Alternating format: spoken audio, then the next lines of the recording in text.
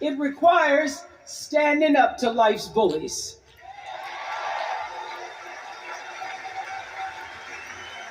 I know this.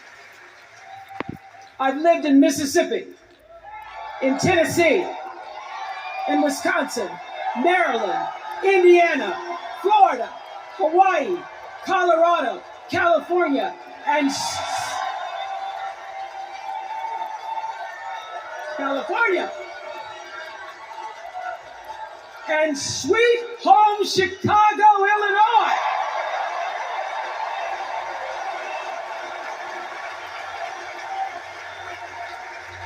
I have actually traveled this country from the redwood forest, love those redwoods, to the Gulf Stream waters.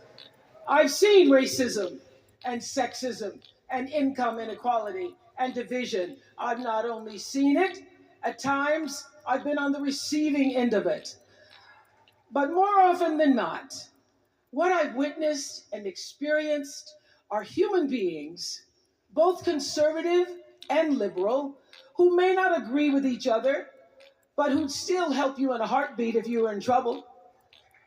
These are the people who make me proud to say that I am an American.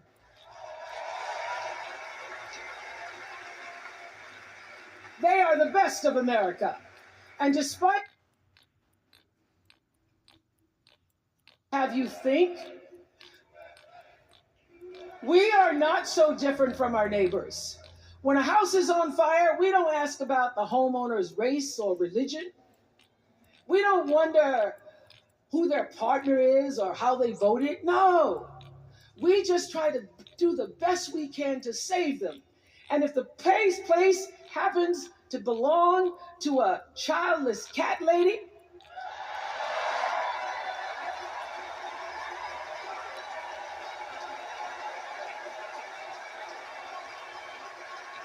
well, we try to get that cat out too.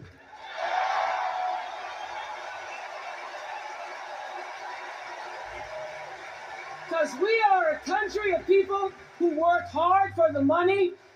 We wish our brothers and sisters well, and we pray for peace. We know all the old tricks and tropes that are designed to distract us from what actually matters, but we are beyond ridiculous tweets and lies and foolery. These are complicated times, people, and they require adult conversation. And I welcome those conversations because civilized debate is vital to democracy, and it is the best of America. Now, over the last couple of nights, we have all seen brave people walk onto the stage and share their most private pain. Amanda and Josh, Caitlin, Hadley, they told us their stories of rape and incest and near-death experiences from having the state deny them the abortion that their doctor explained was medically necessary. And they've told us these things for one reason, and that is to keep what happened to them from happening to anybody else. Because if you do not have autonomy over this, if you cannot control when and how you choose to bring your children into this world and how they are raised and supported, there is no American dream.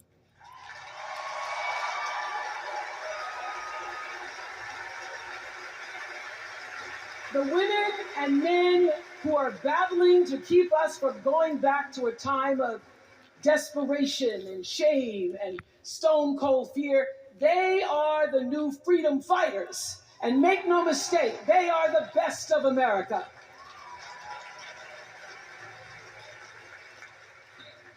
I want to talk now about somebody who's not with us tonight. Tessie Prevost Williams was born in New Orleans not long after the Supreme Court ruled that segregated public schools were unconstitutional. That was in 1954, same year I was born. But I didn't have to head to first grade at the all-white McDonough 19 school with a U.S. Marshal by my side like Tessie did.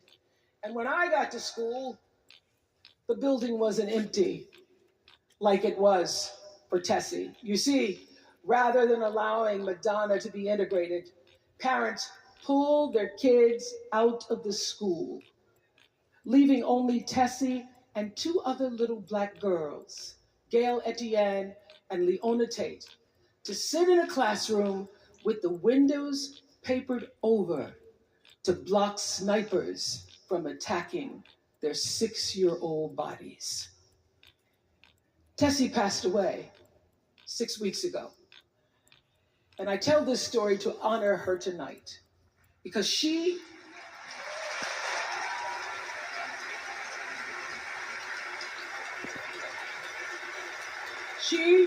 like Ruby Bridges and her friends, Leona and Gail, the New Orleans Four they were called.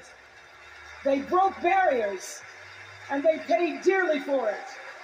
But it was the grace and guts and courage of women like Tessie Prevost Williams that paved the way for another young girl who 9 years later became part of the second class to integrate the public schools in Berkeley, California. And it seems to me that at school and at home, somebody did a beautiful job of showing this young girl how to challenge the people at the top and empower the people at the bottom. They showed her how to look at the world and see not just what is, but what can be. They instilled in her a passion for justice and freedom and the glorious fighting spirit necessary to pursue that passion. And soon, and very soon,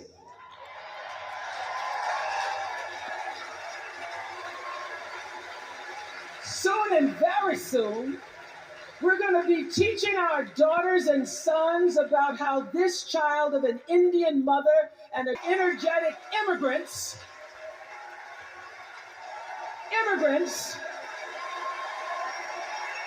how this child grew up to become the 47th president of the United States.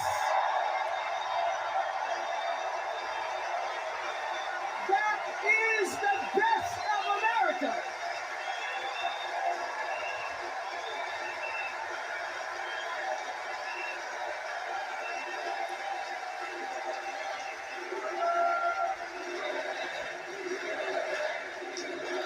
You know, let me tell you this.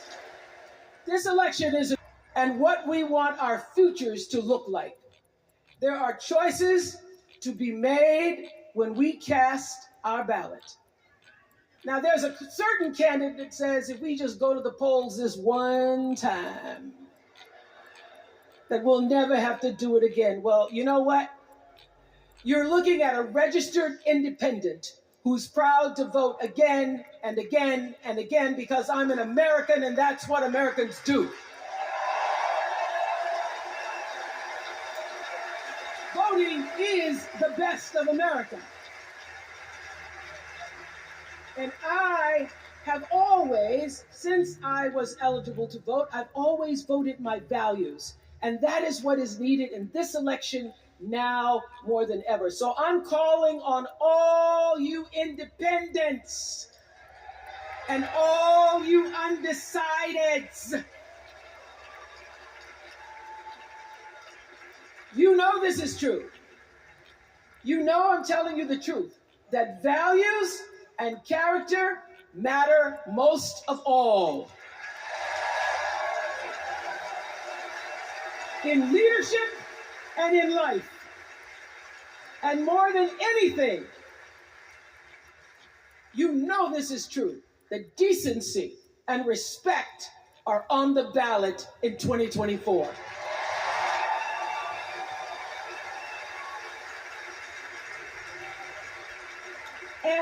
And just plain common sense. Common sense tells you that Kamala Harris and Tim Walz can give us decency and respect. They're the ones who give it to us. So, We are Americans. We are Americans. Let us choose loyalty to the Constitution over loyalty to any individual. Because that's the best of America. And let us choose optimism over cynicism, because that's the best of America. And let us choose inclusion over retribution. Let us choose common sense over nonsense.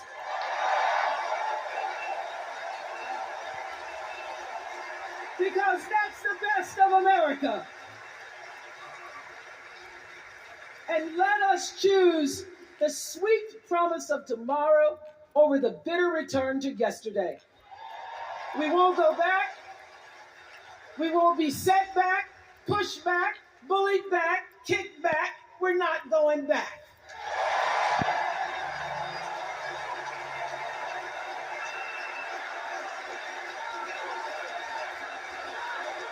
Not going back.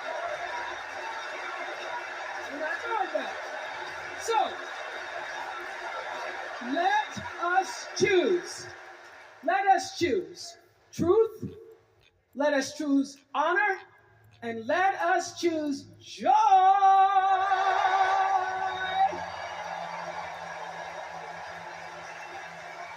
Because that's the best of America. But more than anything else, let us choose freedom. Why? Because that's the best of America. We're all Americans, and together, let's all choose Kamala Harris.